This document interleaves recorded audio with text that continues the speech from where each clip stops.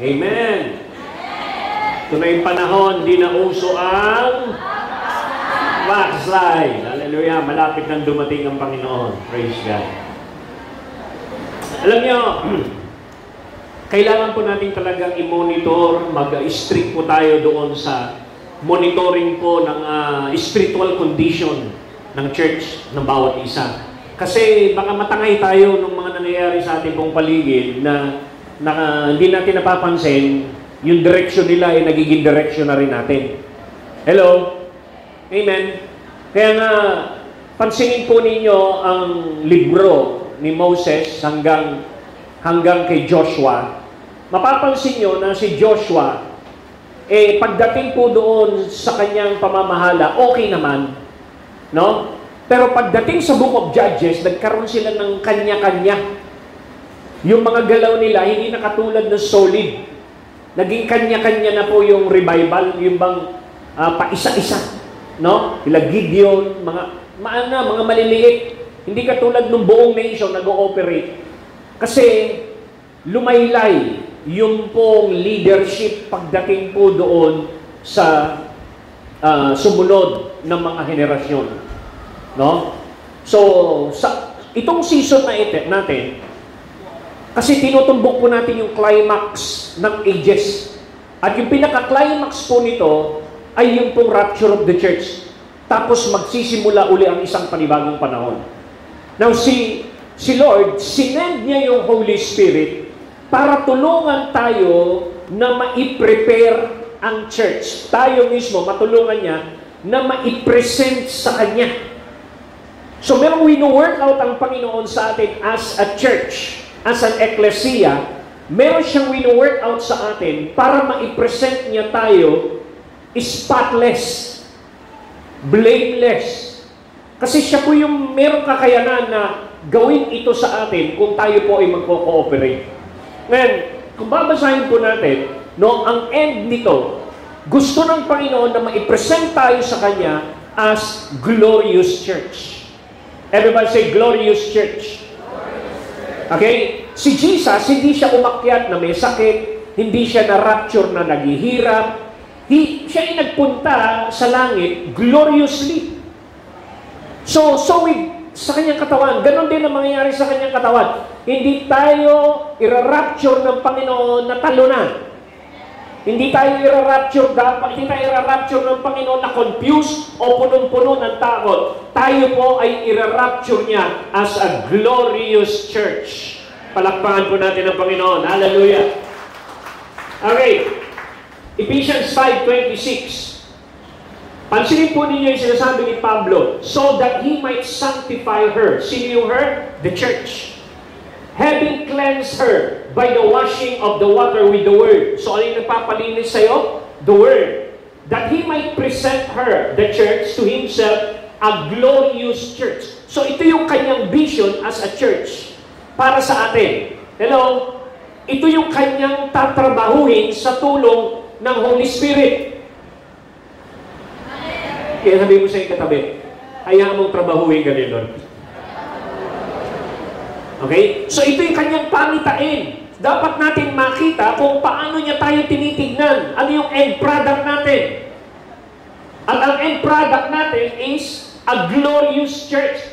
Ang nakikita niya sa dulo, not having spot or wrinkle or any such thing, but she should be holy and without blemish. So ito pala yung gusto niyang i-present.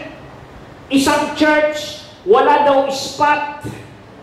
Ano ibig sabihin ng spot? Intentional sin. Okay? Yung without wrinkle. Ibig sabihin, hindi siya kulubot. Kung hindi nandoon yung youthful life niya, yung youthful spirit dimension. Okay? Banat ang mukha, hindi kulubot. Alam yung mga kumukulubot, ito yung tumatanda dahil sa kasalanan, tumatanda dahil sa bitterness. Ha? So, hindi rin siya magpapakasal sa may kulubot. Hello? Ibig sabihin, ang mukha natin, laging banat, spiritually, laging maaliwalas. Hello? Okay? But she should be what? Holy and without blemish. So ito po yung tatrabahuhin ng Panginoon na sinasabi niya sa atin, ganito kita ipe-present one day sa akin. Pero, willing ka ba na mag-cooperate sa aking Holy Spirit para ikaw ay masanctify ko, para ikaw ay mapabanal ko, para ikaw ay maipresent ko sa akin without spot, without wrinkle, without blemish? Willing ka ba? Hallelujah. Kaya yan po yung tinatrabaho ng Panginoon through the Holy Spirit sa kanyang ecclesia, sa Logos, sa kanyang church. So according to the Bible, a glorious church is one that meets Christ's specification and is without blemish. So, ipepresent niya tayo sa Kanya without blemish. Naalala po ba ninyo si Esther nung present sa hari? Inilublog muna yan ng 12 buwan. Yung 6 na buwan, spices na myrrh. Yung sumunod na 6 na buwan, spices na sweet. So, ano ibig sabihin nun? Padadaanin ka sa mga mapapait na mga sitwasyon at padadaanin ka din sa mga matatamis na sitwasyon para mamold ang isang karakter sa buhay mo. Ano yung nagiging ikaw kung ikaw ay nasa mga mapapait na kalagayan? At ano naman yung nagiging ikaw kung ikaw ay nasa mga matatamis na kalagayan? Ano yung nagiging ikaw pag wala kang pera? Ano yung nagiging ikaw kapag kayo mayaman ka? Hello? So, para po tayo mag-response ng tamang response para ma-mold ang isang karakter na inaasahan ng Diyos sa atin. Amen. Without spot, without blemish. A glorious church is a church that is filled with the glory of God or the visible presence of God. The Bible describes a glorious church as church that is holy, without blemish, and sanctified by the Word of God. Wala na pong ibang makapagpapalinis pa sa atin kung hindi tayo po ay mabaptize, masaturate ng salita ng Diyos. Kaya ang sabi nga ng Panginoon sa ating mga magulang, pagdating sa kanilang mga bata, sabi niya, ituro mo ang aking salita sa mga bata. Itali mo sa mga noon nila. Ilagay mo sa kanilang mga kisame. Ilagay mo sa mga dingding. Hello? Tapos yung sumunod na generation ni Moses, sabi niya kay Joshua, meditate my word day and night. Amen? Kasi wala na pong ibang pundasyon para ang buhay natin malinis. Ang sabi ng Book of Psalms, I hide your word in my heart that I might not sin against you. Kaso ang kaaway, talagang gusto niyang nakawin ang binhi ng salita. Kaya habang nagtatanim minsan yung pastor, may nagnanakaw, may nagbabibrate na cellphone, meron kung ano-ano. Di ba? Sabihin, gusto niyang nakawin. Bakit? Kasi alam niya, kapag ikaw ay nag-mature sa word, hindi ka pa pwedeng talunin ng kaaway. Palakpakan po natin ang Panginoon. Hallelujah. A glorious church is the church that Christ is for returning for. Ito yung kanyang babalikan. That He might present her to Himself a glorious church. Not having spot, wrinkle, or any such thing, but she should be holy and without blemish. So, ang bawat isa po sa atin, dapat masynchronize natin ang ating mga iniisip concerning sa kanyang church. At kung anong iniisip ng Diyos concerning sa kanyang church. Especially po sa ating pong mga leader.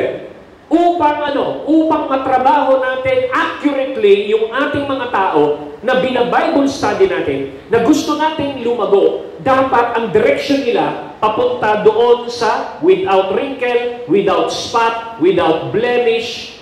Yan po dapat ang kanilang direksyon. Kasi kung ang direksyon lang na ibibigay natin sa kanila, pagpapalain ka ni Lord, pagpapalain ka ni Lord, pagpapalain ka. Kung puro pagpapala yun, ang ipinapakain natin ay yung picture ng puro pagpapala, pero wala yung without wrinkle, without spot, holy, without blemish. Baka mali, baka namamali tayo sa ating pagbibuild sa ating mga tao. Hello? Sabi mo sa'yo katabi, ito ang ating direksyon. Sabi mo sa iyo, kapatid, sa kabila, ito ang ating kinabukasan. Okay, sa likod, sabi mo, ito ang plano ng Diyos. Hallelujah. So, sa Revelation 21:21, pinakita ko yung Holy City. Sabi niya, I saw the Holy City, the New Jerusalem, coming down out of heaven, from God. Prepared as what? A bride, beautifully dressed for her husband. Kita mo ninyo? Ang tawag po sa atin, Holy City. Ang tawag po sa atin, bride. Alam niyo po ba na yung church sa Book of Revelation, nabanggit yung salitang church sa chapter 2, chapter 3. Pagdating sa chapter 4, sabi niya, come up here. Yun po yung tawag ng rapture. Come up here. Pag nag-trumpet po si Gabriel, sinusumon po tayo. It is a summoning trumpet. Tinatawag po tayo. Come up here. Mula chapter 4 hanggang chapter 21, wala na po tayo makikitang salitang church. Ang makikita na po natin sa dulo is bride. Bride na. Revelation 21 verse 9. One of the 7 angels who had 7 bowls full of 7 last plagues came and said to me, come, I will show you the bride, the wife of the Lamb. So ano ang dulo ng istorya? Sa Book of Genesis, ang simula ng istorya is kasalan ni Eva at Adan. Tapos dito sa huling-huli, ang istorya ay ano? Kasalan naman ni Jesus at ng church. Hindi yata kayo excited? Praise God. Alam niyo, napaka-glorious nung moment na yun. Wala ho kayong makikitang bride na minimake upan sa altar. Wala kayong bride na makikita na pinapaganda sa altar. Lahat po sila ay pinapaganda doon sa bahay or sa parlor. So, ibig sabihin, saan tayo pinagaganda ni Lord? Hindi tayo pinagaganda sa langit. Pinagaganda niya tayo dito sa mundo habang dumadaan tayo sa iba't ibang klaseng mga pagsubok. Hallelujah. Andiyan mo ba kayo? Pag tama ang respond mo sa bawat hamon ng buhay, hallelujah, gumaganda ka. Sabihin mo sa iyong katabi, dapat gumanda ka sa mga dinadaanan mo. Hallelujah. Bakit?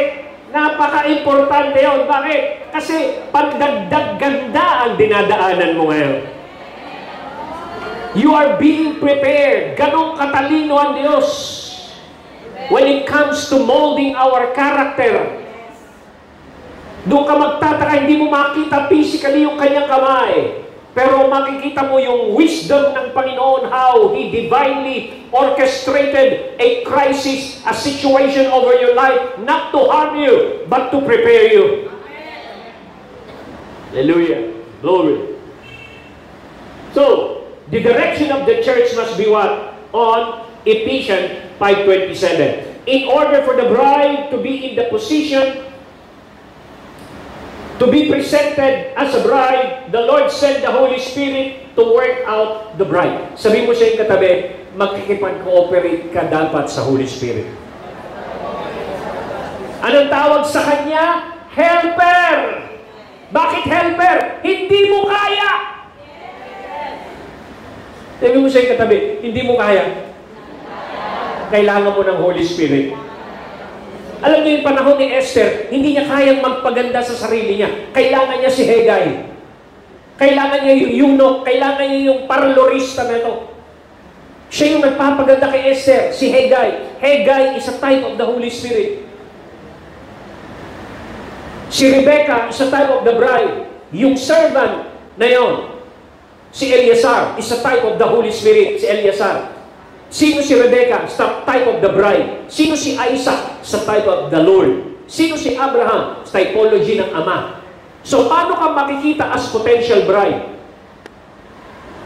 Yung Holy Spirit nagbigay ng bracelet, nagbibigay ng gift. That's why, yung potential bride ni Jesus Christ ay sinelyuhan ng gifts ng Holy Spirit. Hallelujah.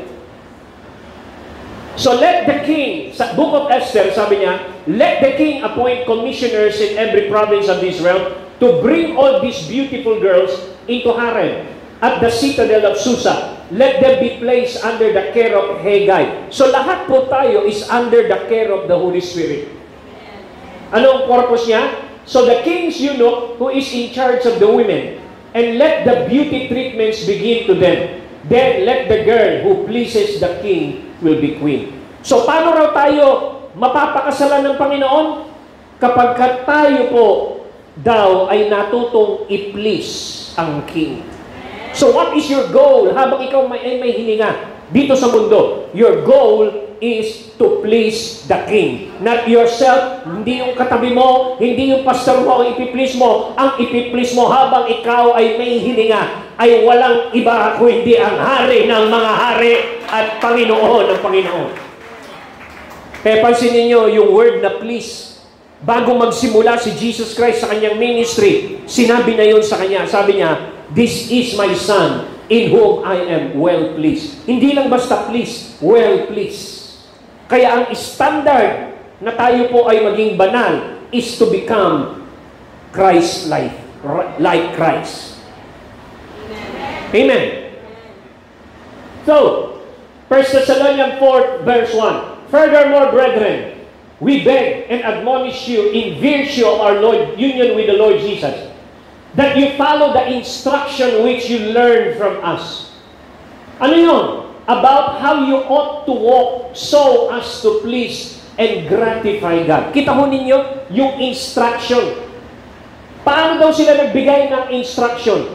By modeling. Ano yung minodel nila? How you ought to walk as to please and gratify God. As indeed you are doing, and you do so even more and more abundantly, attaining yet greater perfection in living this life. So, ibig sabihin, habang nabubuhay tayo sa panahong ito, nandoon yung progressive transformation and progressive maturity.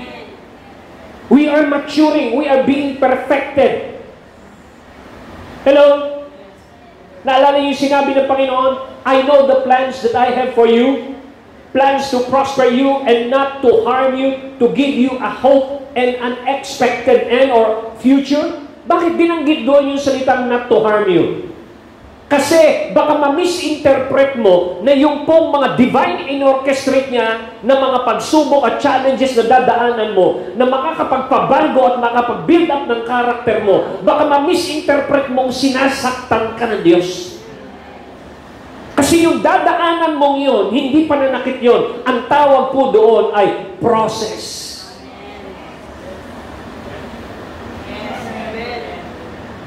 Hallelujah. Kaya ang sabi ni Pablo, pagka nagkaroon ka ng wisdom, in every circumstances, give thanks.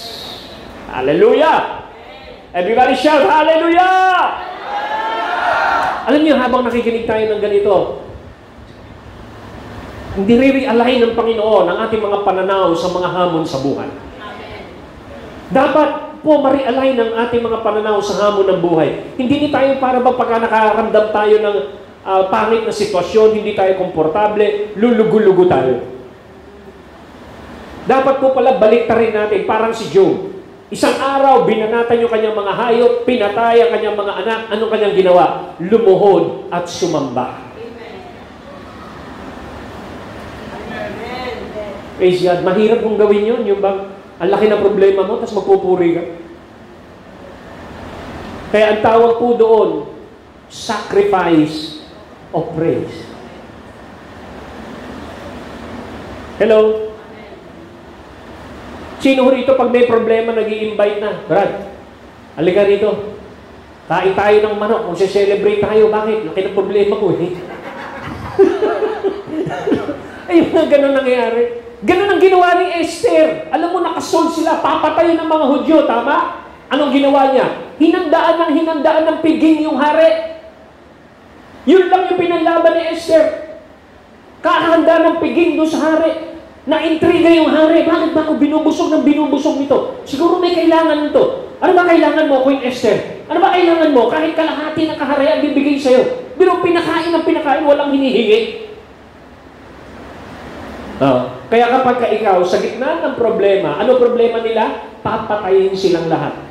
I-compare mo ang problema mo kay Esther. Walang sakaling ingat. Ang problema nila, buong nation. Problema mo lang minsan, walang pambayad ng kuryente. Anong ginawa ni Esther? Naghanda ng piging para sa hari. At ang dulo noon, natalo nila si Haman. Natalo nila ang kaaway. Bakit? Nakita ni Esther ang susi ng tagumpay. Piging sa Diyos. Hallelujah! Amen? Naalala nyo yung nag-worship sila King Jehoshaphat? Nanalo sila sa laban. Pero minsan, kapag may problema, nakakalimutan natin yung weapon natin ngayon. Pag may problema ka, imbitahin mo ako. Magre-rejoice tayo. Basta ikaw at taya. Hallelujah. Nakita mo niyo yung mga prinsipyo nito? Consistent po yan sa Bible. Sila Pablo, Silas, punong-puno ng latigo sa likod sa pangangaral ng salita ng Diyos. Nakulong! Anong ginawa nila? Nagmukmok ba sila? Nag-complain ba sila? Nag-murmur ba sila? Hindi. Pinili nilang sumamba. Habang sumasamba sila, nayanig yung jail. Napakawalan yung mga naglaglagan ng mga tanikala. Nabuksan ang mga pinto. Naborn again ang pamilya ng jailer. So makikita po natin, consistent yun. Pero tayo minsan, kapag masyado nang masakit ang mga sitwasyon, we tend to forget yung kailangang dapat gawin. Ano yun? Magpuri. Magpasalamat. Magpatuloy. Sumamba. How you ought to walk as to please God and gratify God. Indeed, you are doing. And that you do so even more and more abundantly, attaining yet greater perfection in living this life. Na tayo po ay unti-unti nang nagmamature hanggang sa mamold po tayo and we are lacking in nothing. Amen. Hallelujah. Therefore, whether we are at home, sa katawan na to, on earth, away from Him, or away from home, with Him, away from home, sa body nito, and be with Him, we are constantly ambitious and strive earnestly to be what? Pleasing to Him. So, ibig sabihin, mapunta ka man sa langit, o mapunta dito sa lupa, ang iyong aim is to please Him. Alam niyo, meron po kami kapatiran sa Mindanao. Namatay po siya doon po sa 24/7, doon sa binild po naming building po doon sa 24/7 sa Lanao. Sabi niya, Pastor, pupunta na ako sa 24/7 kasi isa siya sa dapat na magiging custodian doon. Pagdating po doon, pagkatapos siya mag-exhort, naka-circle po sila sa upuan. Bigla na lang po siyang pumikit na gano'n, tapos unti-unti na siyang bumagsak. Yung pala, namatay na siya. Namatay siya pagkatapos ng prayer. At nung malaman niyang namatay, nandoon po na yung kanya pong asawa, nung nakalibing na, hindi niya alam kung vision yon o panaginip. Dahil yung asawa niyang ito na namatay, nakaupo doon sa sala. Pagkatapos tinawag siya para mag-usap sila. At alam niya ang mga sinabi nito? Sabi niya, alam mo, nagulat ako sa langit. Akala ko, pagka nandun ka na, wala ka nang gagawin. Rest ka na. Hindi. Yung ginagawa natin dito sa lupa, doble yung ginagawa ng langit. Busy kami rito para sa pagdating ni Jesus Christ dyan sa earth. Kaya, in-encourage niya yung kanyang asawa, sabi niya, doblehin niyo pa yung dapat niyong gawin. Malapit na siyang dumating. Yun po yung word. Tapos nung nagising na po siya, kala niya totoong-totoo yun.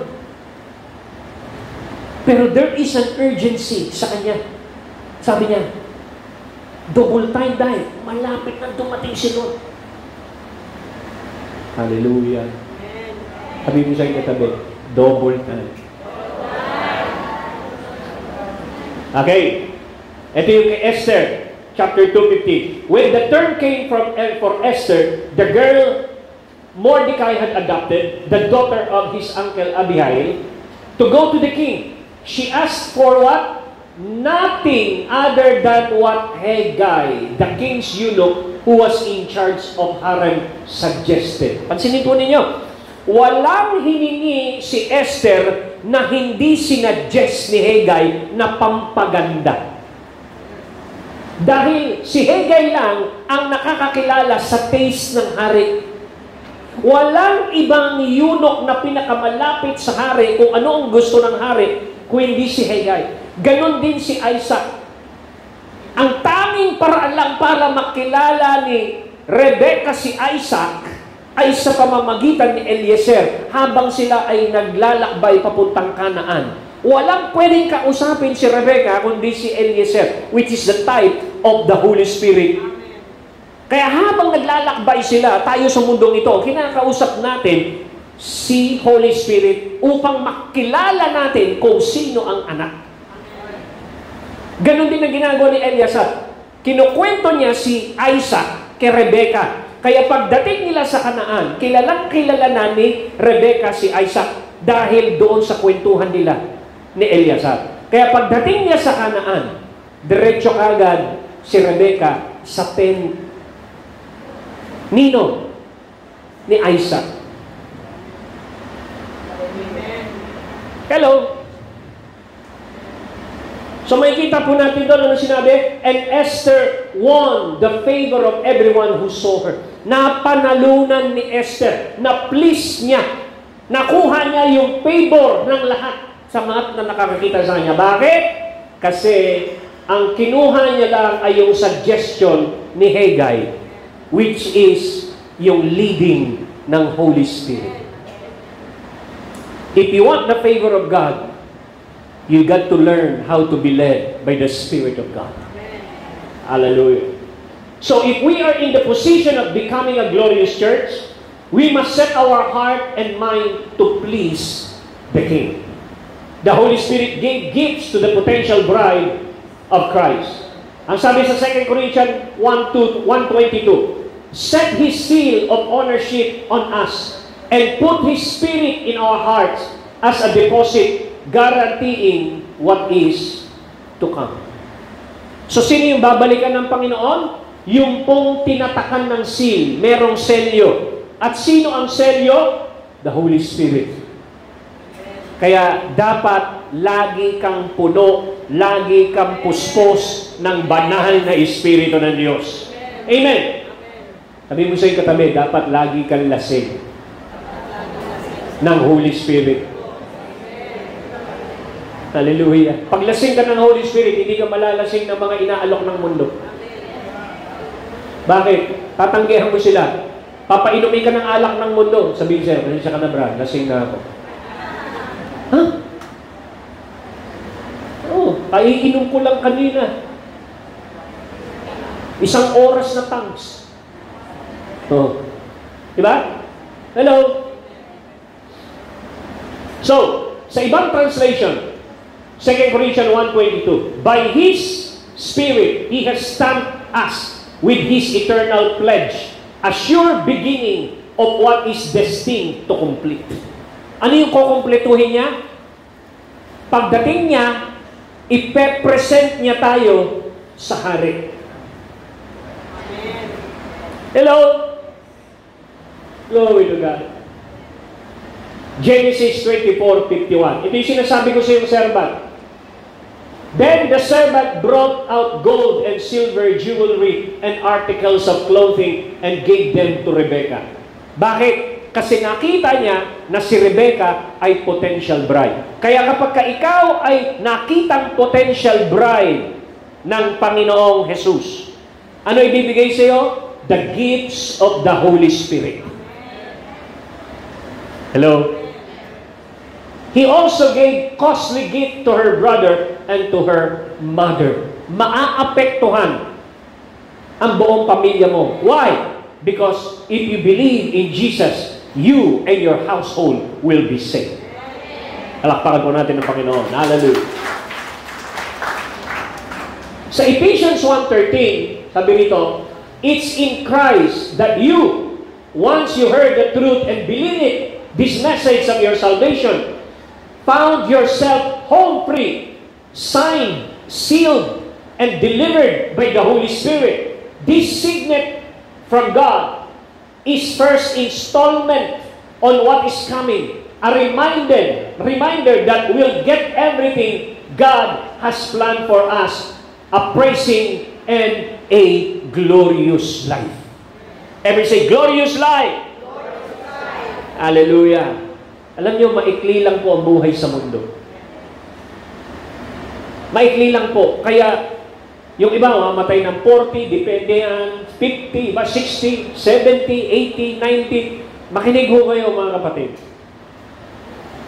Pag naabutan natin ng rapture, baka hindi na ho natin maramdaman o baka hindi na natin maranasan ang kamatayang pisikal.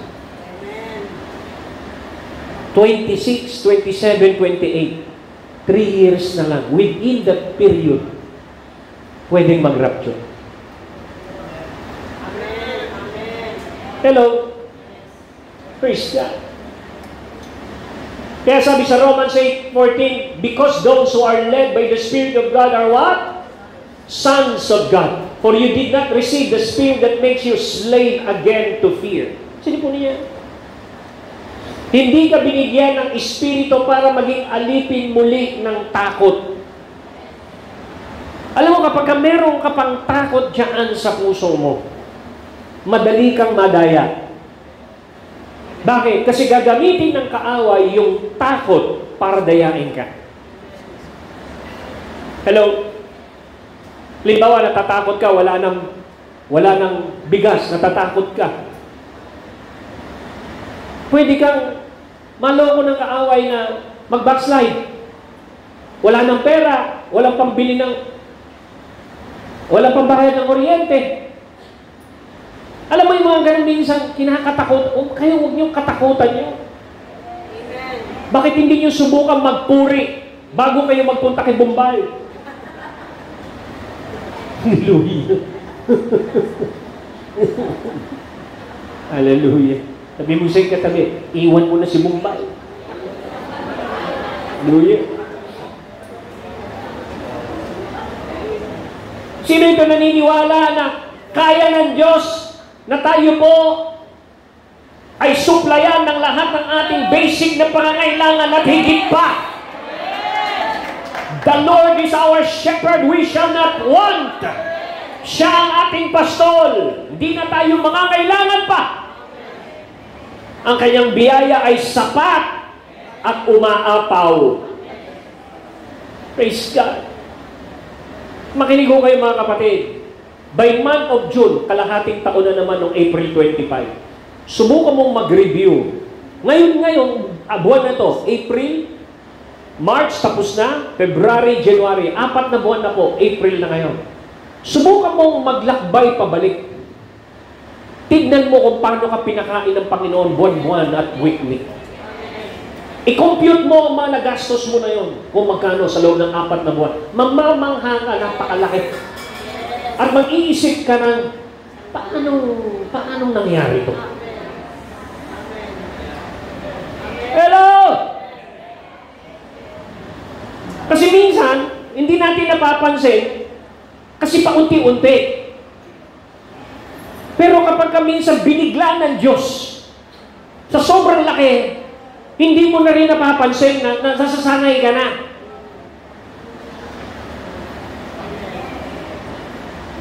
Hallelujah. Pero ayaw ng Panginoon na balikan natin na sandalan ng mga material things dito sa mundo dahil tinitrain tayo na sumandal sa kaharian. Kaya na inaawat tayo sa ating mga nakagawian na buhay sa mundo dahil meron na pong panibagong standard. It's called the kingdom living. You did not receive that makes you a slave again to fear, but you receive the spirit of sonship, and by Him we cry out, Abba, Father. Alam niyo ibig sabihin ng Abba? Abba means source. ng lahat ng mabubuting bagay. Halimbawa, yung tatay ko o nanay ko, papasok ako, bigyan niya ako ng baon, bibigyan niya ako ng baon pa na kanin, merong ulam, tapos bibili siya ng aking mga uniforme. Anak, punta tayo doon sa bili tayo ng uniforme. Yun yung ang tawag po doon sa ganong klaseng act of supply. Siya ang tinatawag kong Aba. Ang ibig sabihin, source of my need. Source of every good thing. Hindi lang material need, pati emotional strength and spiritual strength. He is our source. He is our source, Abba, Father. Progenitor. Multiplier. Hello? So it is the Holy Spirit who help us to work out our salvation. So ibig sabihin, hindi ka lang basta na-save, tapos automatic wala ka nang gagawin. Hindi. Sabi mo siya katabi, meron kang gagawin. Hindi po pwedeng na-save ka pagkatapos hindi mo i-maintain na ikaw ay saved. Meron kang workout na gagawin. At tutulungan tayo ng Holy Spirit na i-maintain yung ating pagiging ligtas.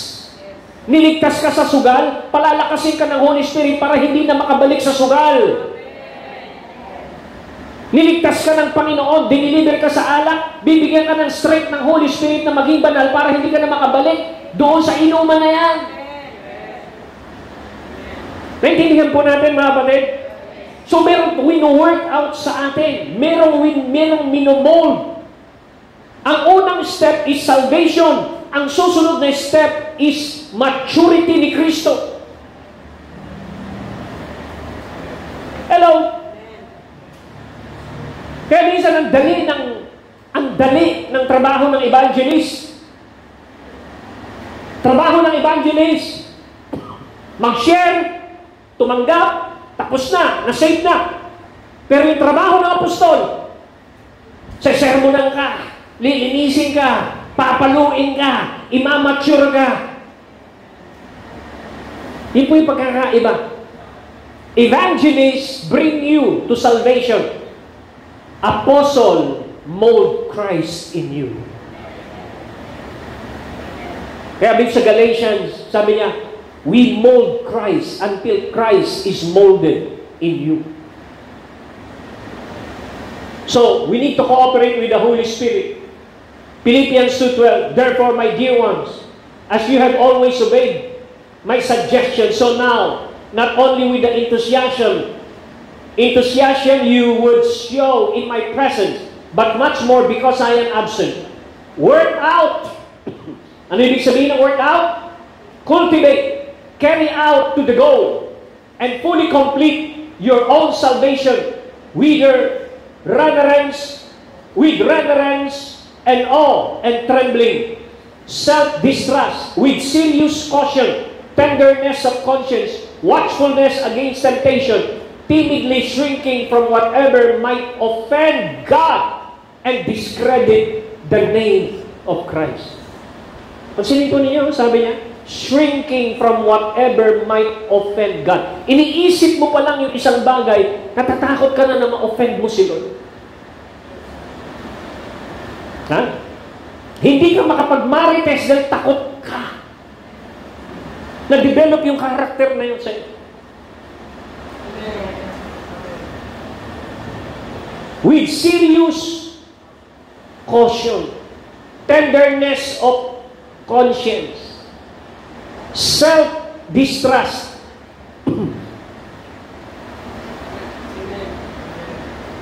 So, wino-work out, kino-cultivate po natin.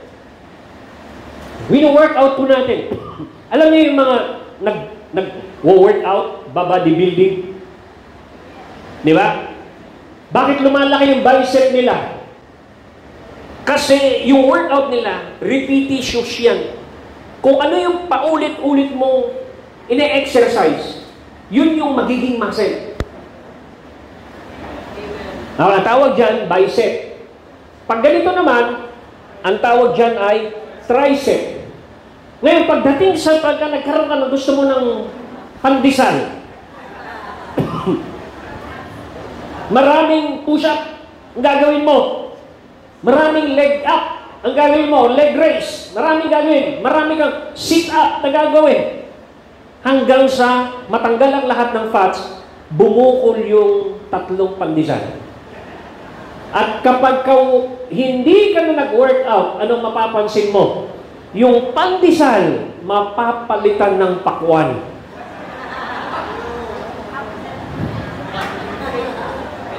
Bakit? Kasi hindi ka na nag-workout. Kaya sabi mo sa inyo, mag-workout ka. Hallelujah! Sabi niya sa verse 13 ng Philippians 2, not in your own strength, for it is God who is all the while effectually at work in you, energizing and creating in you the power and desire both to will and to work for His good pleasure and satisfaction and delight. Ano sinabi niyo? Not in your own strength. Hindi mo kaya. Kailangan mo ng katulong ng Holy Spirit. Rimulit sa may katabi, kailangan mo ng helper. The Holy Spirit. Mga kapatid, major dapat ito sa ating pong buhay. Huwag mo tayong manangan sa sarili nating galing. Alam mo kung bakit nakakapagod sa ministry? Kasi iniiwan mo yung Holy Spirit. Masyado kang nape-pressure masyado mong pinipiga yung ibibigay mo sa tao na galing sa utak mo, galing sa agresibo mo, galing sa sayo. Hindi. Dapat galing sa Kanya. Amen. Amen? Praise God. Verse 12. So what I'm getting at, friends, is that you simply keep on doing what you've been done from the beginning. When I was living among you, you lived in responsive obedience. Everybody say responsive obedience. Now that I'm separated from you, keep it up. Better yet, redouble your efforts. Idoble mo raw ang iyong effort.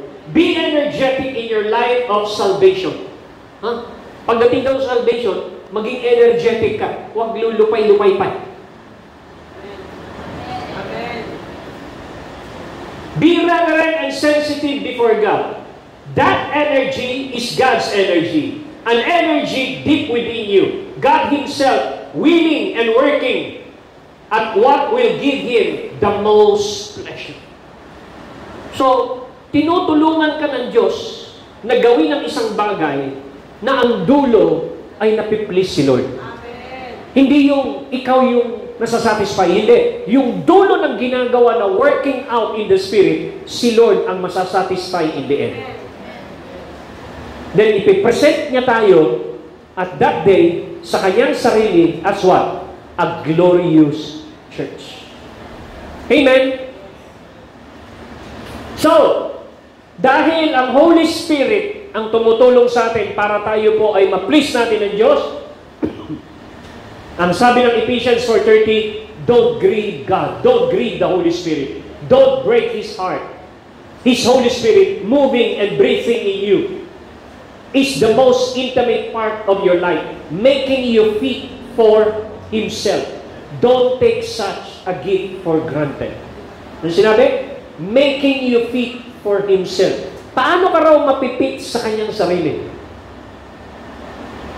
Ginagawa ng Holy Spirit ang lahat sa atin para tayo po ay ma-mold into something that is pleasing God.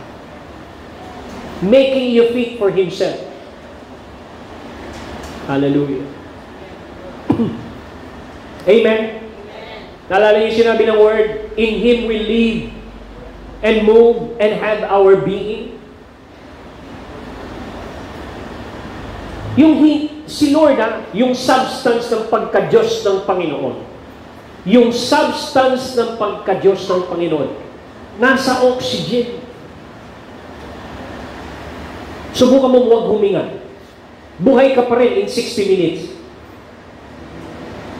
Correct? Bakit? Kasi hawak ni Lord ang buhay mo.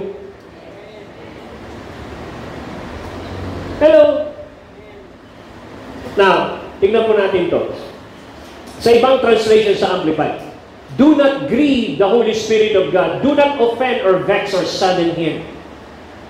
Huwag mo daw siyang bibigyan ng dahilan para siya malungkot. By whom you were sealed and marked and branded as God's own, secured for the day of redemption of final deliverance through Christ from evil and consequences of sin. Meron pong panahon na matutuldukan na ang kasalanan. At yan yung time na pag ni-rapture ka ng Panginoon, wala nang kapangyarihan ng kasalanan sa iyo dito sa mundo. Hello? It is the Holy Spirit who helped us to be molded into the character of Christ. Sabi niya sa Esther 2:12, now when the turn of each maiden came to go into King Ahasuerus, after the regulation for the women had been carried out for 12 months, since this was the regular period for their beauty treatments, 6 months with oil of myrrh, and 6 months with sweet spices, and perfume, and things for purifying of women. Pansinin po ninyo,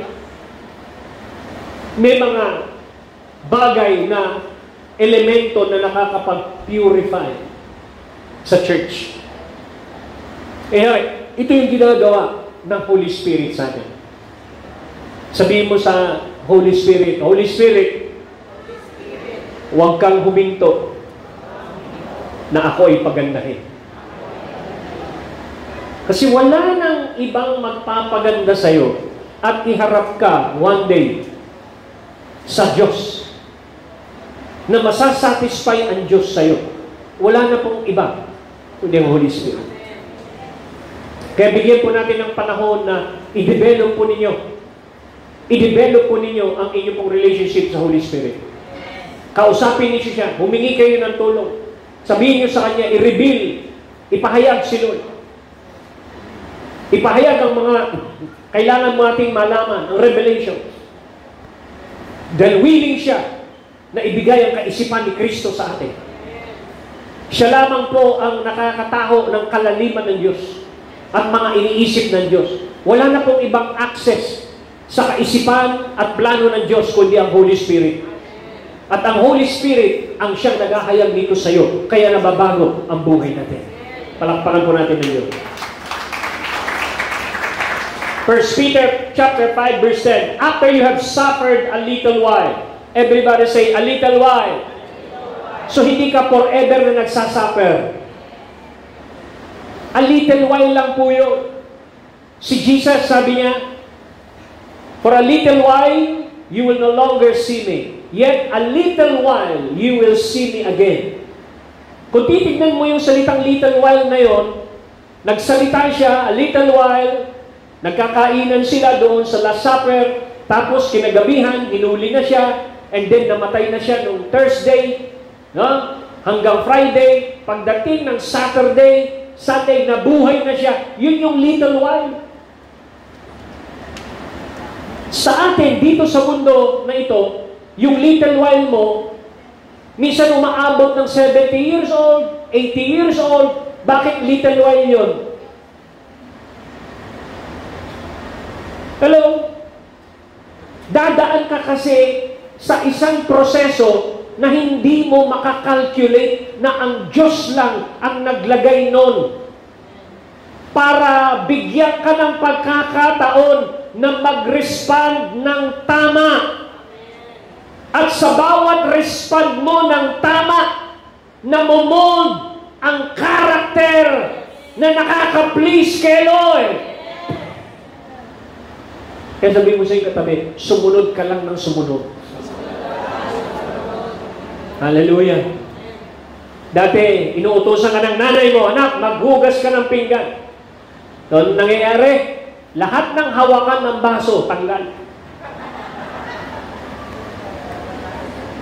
Nagtataka yung nanay mo, bakit? Anak, kanina may mga hawakan ito, bakit ito lahat ito wala nang hawakan? Kasi hindi pa na-mold yung karakter mo sa paghuhugas. Meron pong karakter kasi sa paghuhugas, hindi nagdadabog.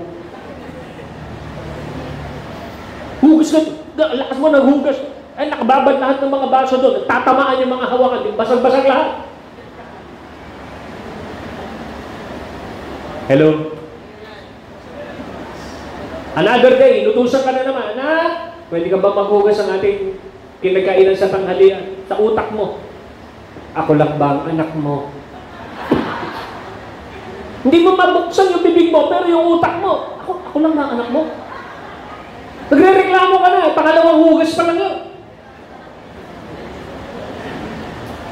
Pangatlo, ito na, nagbo-voice out ka na.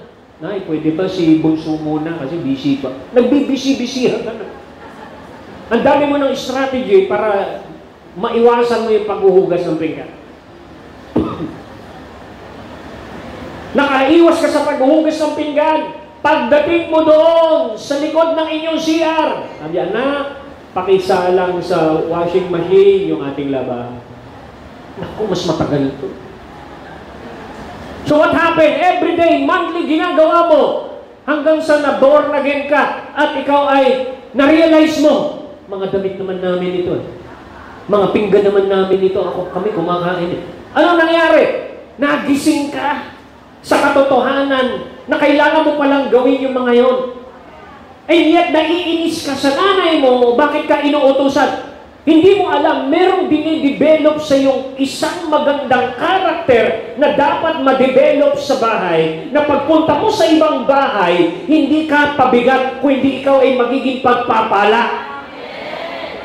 Dahil marunong kang maghugas ng pinggan.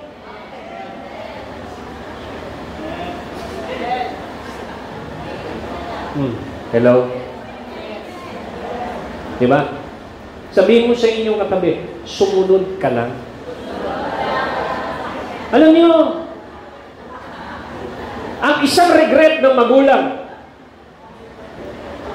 minsan pag pinasusunod mo ang iyong anak, nandoon yung dinidil mo sa kanya ang rebellious spirit, dahil meron siyang independent spirit, dahil yung ipinagagawa mo, mahirap, ayaw niya.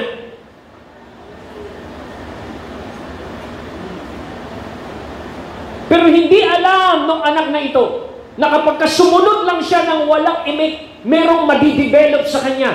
Ano madidevelop sa kanya? A sense of responsibility. Makikita ng mga tao na responsable siya. Anak, basa ka ng Bible. Anak, mag-pray ka. Makikita yon, magliliwanag yon. Lalabas yon sa iyong salita. So what happened? Makikita ng tayo pagiging sense of responsibility mo. At makikita rin ng mga tao yung kawalan mo ng responsibilidad. Makikita yan ng mga tao. Hindi mo po pwedeng itago yan. Kasi yan ay isang klase ng lifestyle na hindi natatago. Responsibility. Pag kayo ay ikakasal na, titignan ng magulang yung mapapangasawa mong babae o lalaki. Titignan niya kung marunong maghugas ng pinggan yung babae. Kaya nga sa ating kultura ng Pilipino, bago mo mapakasalan yung babae, ipag-iigib mo muna siya ng tubig. Yung mga namamanhikan, mag-iitak ng kahoy para sa bahay. Ngayon, wala na yun. Sa panahon natin yun, wala na yun. Ang nag-i-initiate ngayon, babae, pagka nagkatingin, gusto mo ako? Okay tayo. Wala na, hindi nila lalaki yung nagsasabi. Kahit hindi nga niya nakikita sa text. AI-generated yun. Ganda mo ah. Oh, pininiwala niya, maganda siya. Hello? Responsibility. Character. Hanggang sa ano? Hanggang sa ikaw ay na-initiate na ito. Na-kompleto ka na. Na-establish ka na. Stable na yung character mo. Stable na yung sense of responsibility mo. You're about to be used by God. Pwede ka nang i-showcase ng Panginoon. Pwede ka nang gamitin at pagkatiwalaan ng mga matitinding responsibility sa kingdom. Dahil nakita niya kung paano ka katyaga, gaano ka nag-endure, gaano ka naghirap para sa gawain ng Panginoon.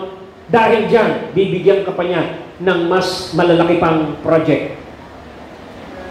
Pero kung paghuhugas lang ng pinggan, hindi ka mapagkatiwalaan. Kalimutan mo na yung, Lord, gamitin mo ko. Nasabihin sa'yo ni Lord, hugas ka ng pinggan.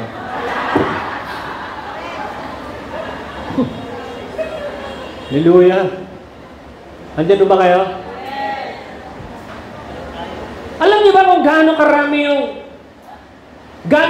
yung galon ng tubig na inipon ni Rebecca? Ang isang camel, kaya kayo, isang camel, pag uminom niyan, 20 to 40 gallons of water ang iniinom niyan, iniimbak. Yung dala-dala ni Eleazar na camel, umabot ng 10 mahigit. So, gano'ng katagal nag-iigib? Gano'ng katagal nag-iigib si Rebecca ng tubig na yun? Yun po yung nakitang karakter ni Eleazar sa potential bride. Matyaga. Responsible. May karakter. Dahil nung makita niya yun, kumuha si Eleazar ng bracelet. Yung bracelet noon, hindi po maliliit na ganito. Yung bracelet noon, mula rito hanggang dito, ginto. Kaya kitang-kita yung mga mayroong bracelet noon. Pag nilagyan ka ng bracelet, tinatakan ka ng Holy Spirit that you are His potential bride. Palakpakan po natin ang Panginoon. Ano sinabi rito? And after you suffered a little while, the God of all grace, who imparts all blessing and favor, who has called you into His own eternal glory in Christ Jesus, will Himself complete and make you what you ought to be, establish, ground you securely, and strengthen and settle you. Sabi niya, a little while lang yan, anak.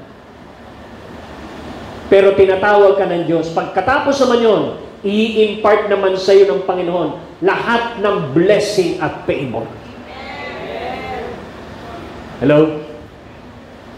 Kasi ayaw niya mangyari na katulad ng prodigal son, nakuha yung inheritance, pero hindi na-mold ang karakter.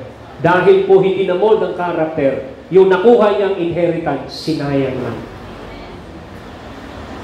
Pero nung siya po ay na-train sa hamon ng buhay, na-break siya, na-broken siya, nag-suffer siya, bumalik siya sa kanyang spiritual senses. Sabi niya, nagkamali ako. Babalik ako sa aking ama. Babalik ako sa bahay ko. Babalik ako ron. At sasabihin ko, magpapakumbaba ako. Hindi na ako magde-decide sa sarili ko. Babalik ako.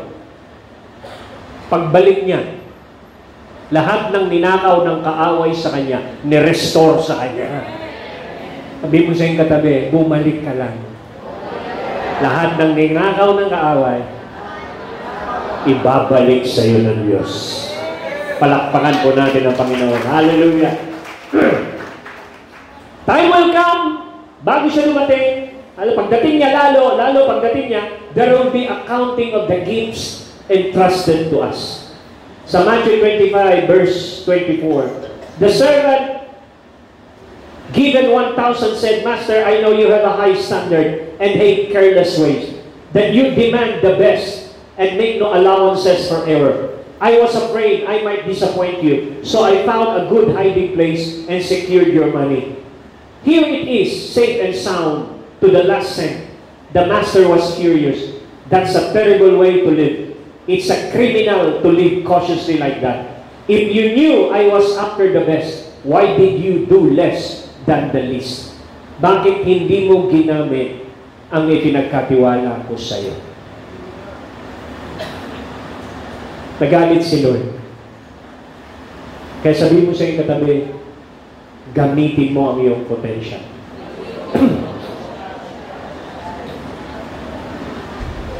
Bakit walang bunga?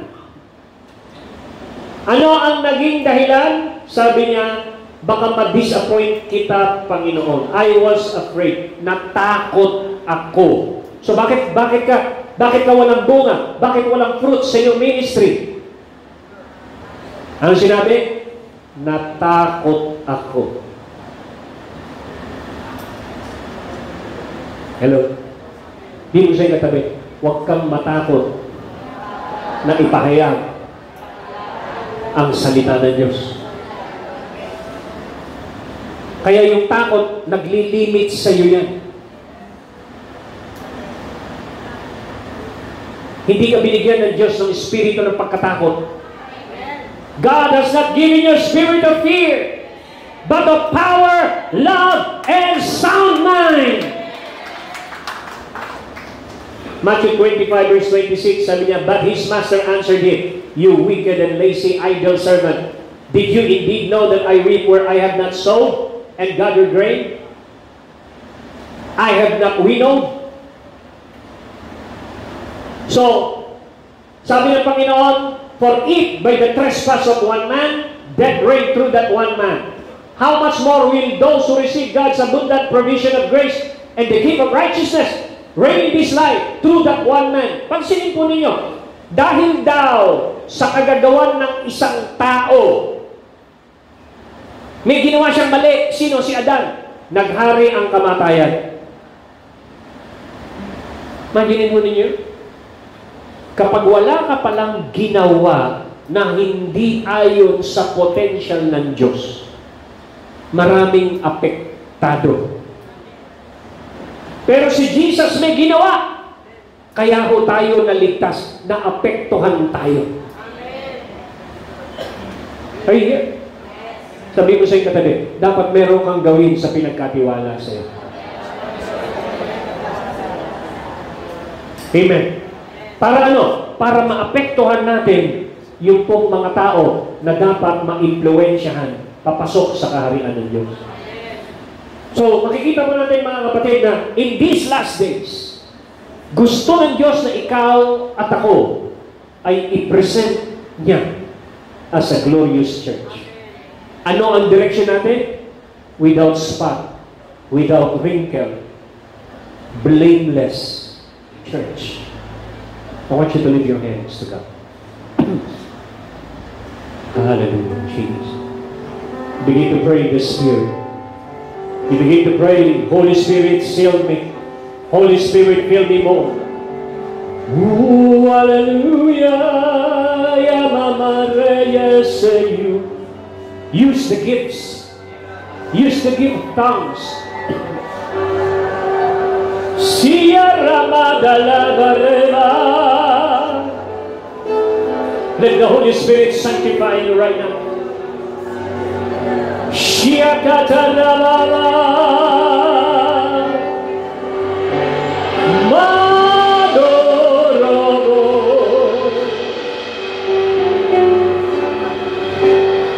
He's coming without spot, without wrinkle.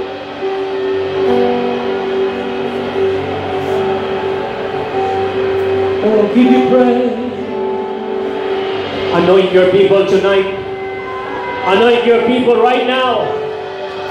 Realign and reposition our life as a bride of Christ. In the name of Jesus, tanggalin mo lahat ng kontaminasyon ng mundo. Continue to work on us, Holy Spirit. Continue to purify our heart.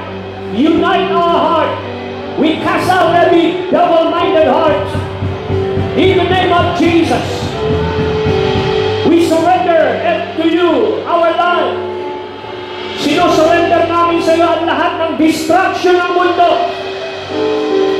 Hallelujah, Lord.